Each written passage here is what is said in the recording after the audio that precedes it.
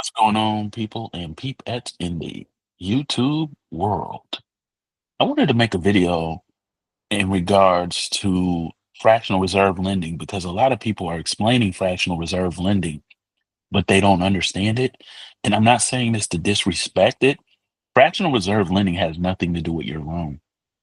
And I'm going to prove it to you because I don't want you guys to listen to the horse's mouth.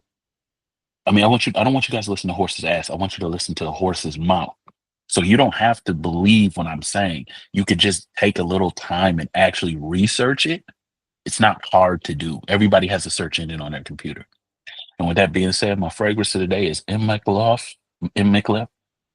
Desire Toxic.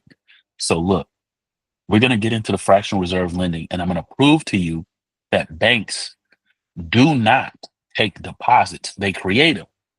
So the reason why fractional reserve lending exists is not for banks giving out loans. It has to do with them having cash to provide to their depositors.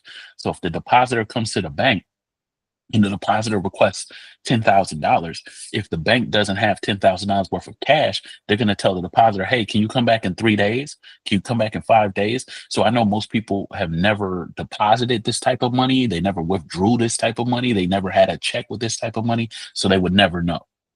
Okay.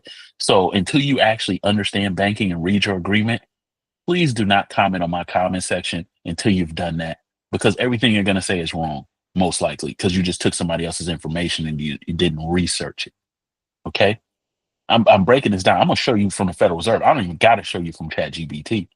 You're absolutely right. Because I went and I asked it a question. I was like, hold up, fractional reserve lending doesn't have anything to do with the banks lending money to the customers. It has to do with the banks taking money from the customers.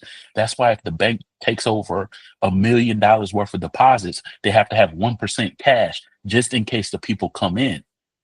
Just because the people do a run on the bank don't mean the bank is going to collapse, because a bank can borrow from another bank or create a balance sheet ledger item from the Federal Reserve and then have the Federal Reserve fund their account.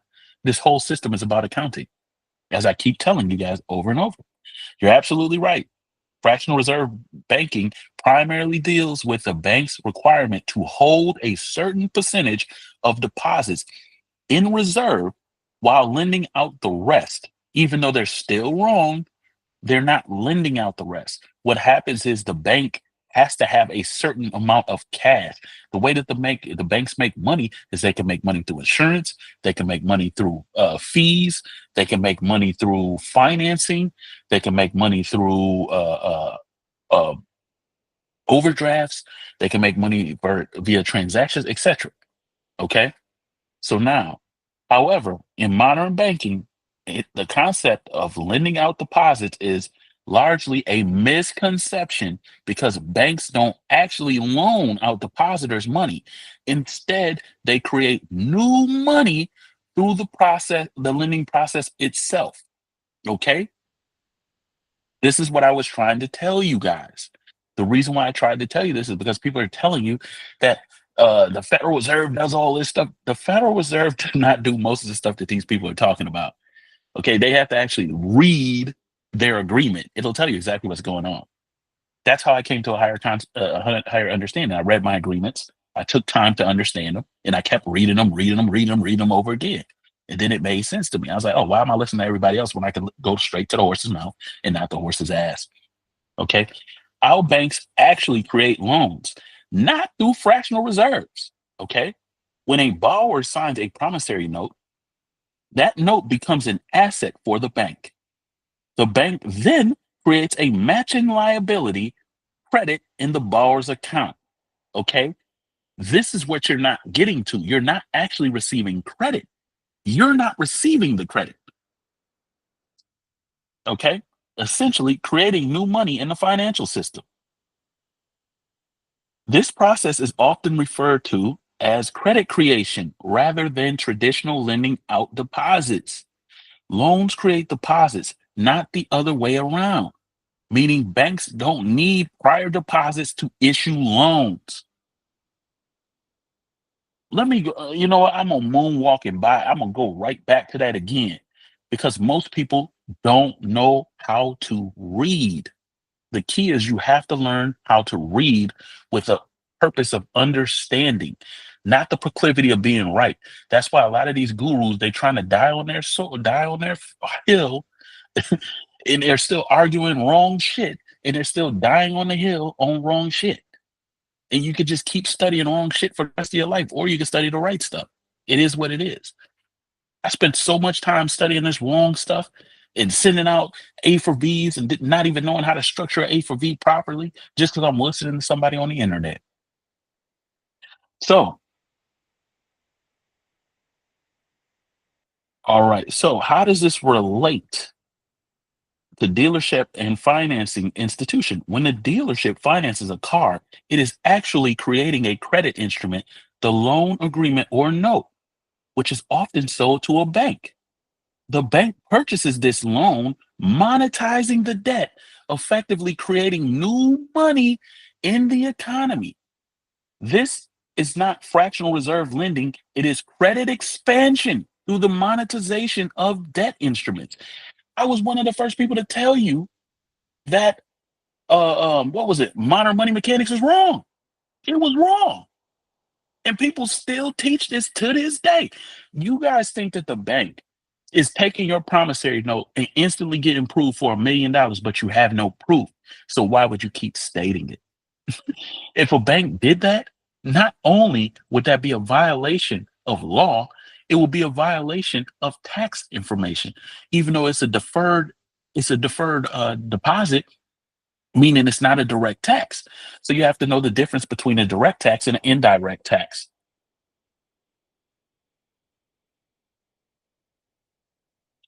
So we need to start, man. Some people, we got to learn how to read. Okay, a direct tax is one that the taxpayer pays directly to the government. Okay, so if you pay a direct tax to the government, that is a direct tax. Okay, these taxes cannot be shifted to any other person or group. An indirect tax is one that can be passed on or shifted to another person or group by the person or the business that owes it. What? So every transaction is a tax? Yes, it is. All of them are. Okay. So now you know that all of these transactions are taxes. Some of them are direct and some of them are indirect. See how we can clear up misinformation? Very simply. So let's go to the Federal Reserve and see what fractional reserve lending is. This is the difference between this channel because we try not to do lazy research, but we can do lazy research. I mean, it's easier to do lazy research in some sense, but we don't try to do lazy research on this channel. We actually try to do research to get to the bottom.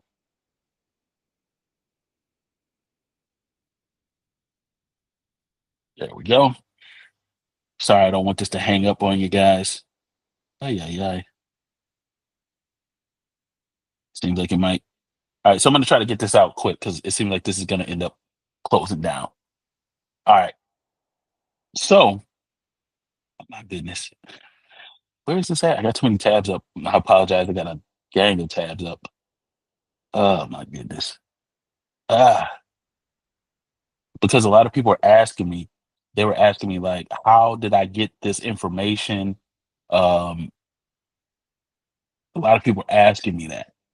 And I was like, well, I get the information by research.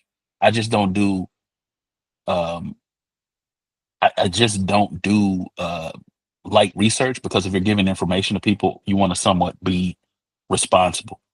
Okay. So we're going to go to the fractional reserve banking and is a system in which only a fraction of bank deposits are required to be available for withdrawal. Listen to what they're saying.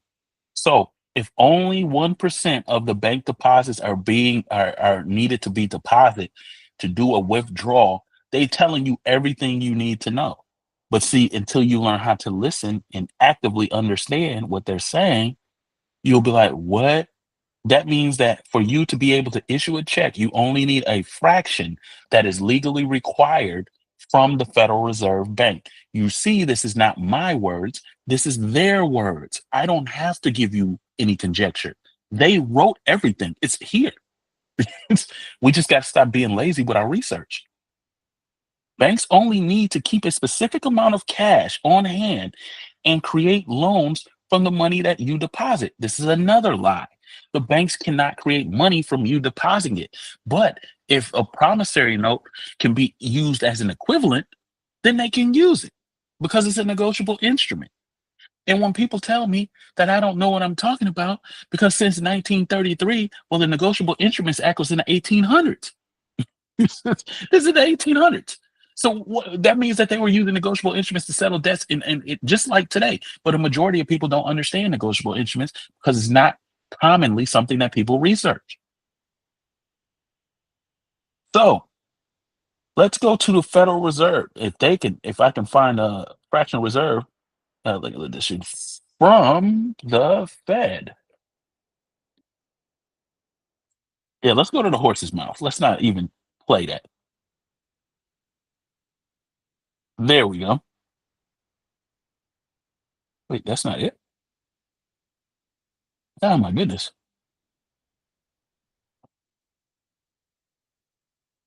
All right, there we go. So,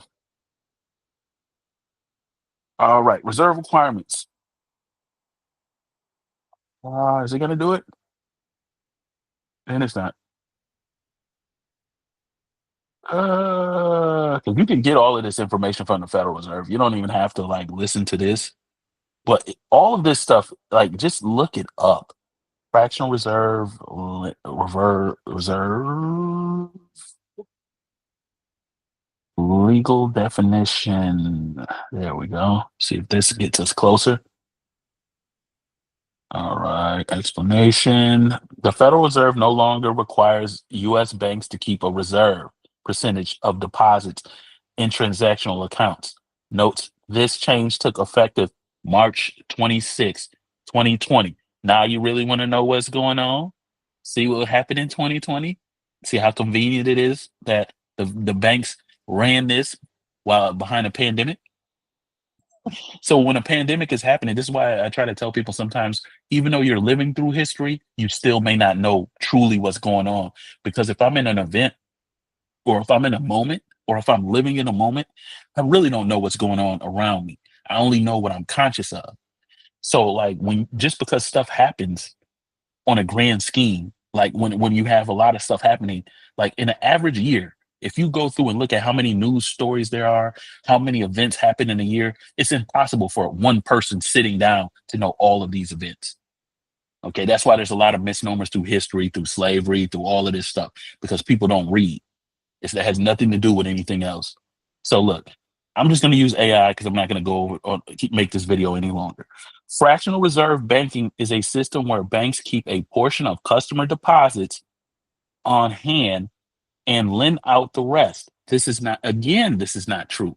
The banks don't lend out money from the customer deposits. Okay. Banks can borrow against the customer deposits. They don't have to take out of the account. They can't do that. It's illegal. But they can borrow against the asset because it's just sitting there as a gift. But with that being said, I want to thank you guys for your patience, and I want to thank you guys for supporting this channel. And we're getting that page and everything up for you guys. But I wanted to give you guys this so you can understand if somebody is teaching something or stuff that's on the internet, it's best to research it yourself because if you listen to everybody, you don't know where they got their information from. You don't know their source. You don't know how long they've studied it. Some people just get on the internet and just research and just say stuff because they want to be the first. Some people get on their internet and say stuff just to mislead people. So sometimes you have to read and then it'll help you. So always have your own insight, your own vision, and you'll always be able to save yourself. And with that being said, I wish you guys have a great day, great week, and